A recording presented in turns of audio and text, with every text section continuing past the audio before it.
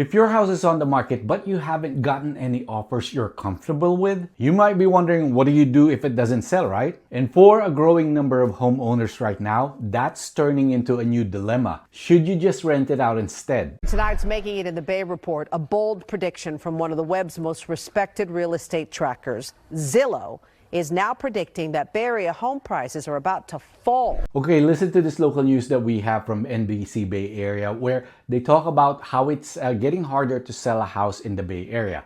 Now, this video is about a month old and things have changed quite a bit, but the underlying issue that they talk about is the same. Are not going to like this very much, Scott. Yeah, and that's partially because of what's going on with buyers and sellers. Scott Budman explains it very well. Jessica, a few things happening at the same time in the Bay Area housing market. As we've reported, we're seeing more homes coming onto the market, so that's potentially the sellers. One thing that I have to remind you is that real estate is very local. Doesn't mean that just because they are saying it's harder to sell, it applies to the whole Bay Area. Who are taking advantage of the high prices we've seen as more people plan to move during the spring season. But would-be home buyers are nervous about the state of the economy, the state of the stock market, not to mention mortgage rates rising again back near 7%. Now, because of the situation where it's getting harder to sell, there's actually a term for this in real estate. It's called becoming an accidental landlord. CNBC recently reported on this. Take a listen. Hey, Morgan. Yeah, frustrated sellers reluctant to lower their prices anymore are instead putting their homes up for rent, so-called accidental landlords. And there are so many now, they're actually starting to affect rental supply and the big institutional Yahoo Finance defines it this way. These accidental landlords are homeowners who tried to sell but couldn't fetch the price they wanted and instead have decided to rent out their homes until conditions improve. And right now, the number of homeowners turning into accidental landlords is rising. Business Insider explains why. Quote, while there have always been accidental landlords, an era of sluggish home sales brought on by steep rise in borrowing rates is minting a new wave of reluctant rental owners. CNBC also reports that in some markets like Dallas, frustrated sellers are renting instead of selling, and there are now so many accidental landlords, they're actually starting to impact local rental supply. Here's the simple version. High mortgage rates means fewer qualified buyers, home sits longer, sellers don't want to slash prices, and many decide to rent. And don't forget, another reason, many homeowners refinance during the pandemic. If your mortgage is locked in at 3% and rent can cover the payment, it can feel like an easy choice to just hold on and wait. But here's the thing, becoming a landlord probably wasn't on your original plan, and there's a reason for that. It comes with a lot of responsibility and risk than most people expect. Here are the 3 questions you need to ask before becoming an accidental landlord.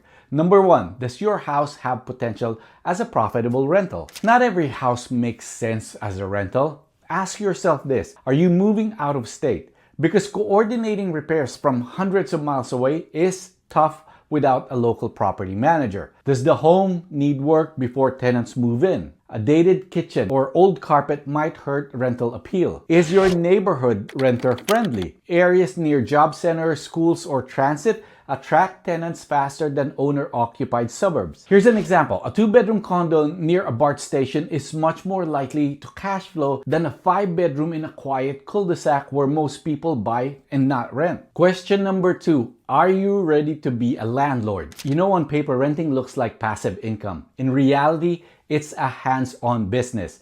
Take a listen to this Dave Ramsey clip that I have for you here. And by the way, I will put a link in the description to all these other videos that I have on here so you can watch them in full. When idiots on the internet say real estate is passive income, that means they've never owned any.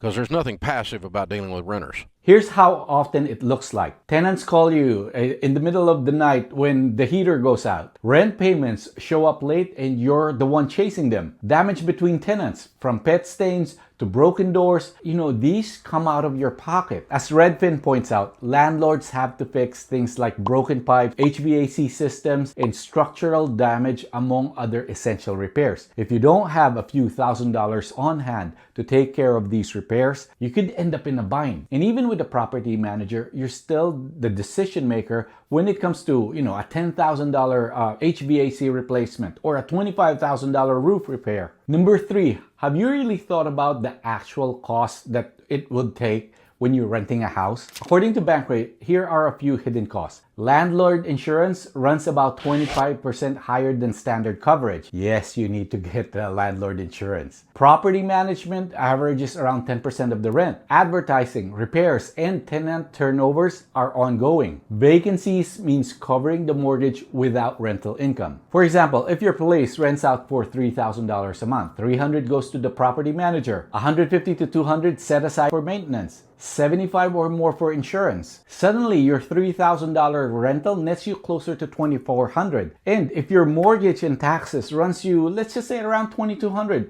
you're barely breaking even, and that's before a single repair call. I have a client that was in the same situation that I'm selling their property right now because they're making less than $1,000 a month. So that's like, I know $12,000 is a lot, but compared to if they sell it, they get that full equity right up front and they can actually transfer it to another property that might be a better investment. So what's the alternative? Renting can make sense if the numbers work and you're ready for the responsibility.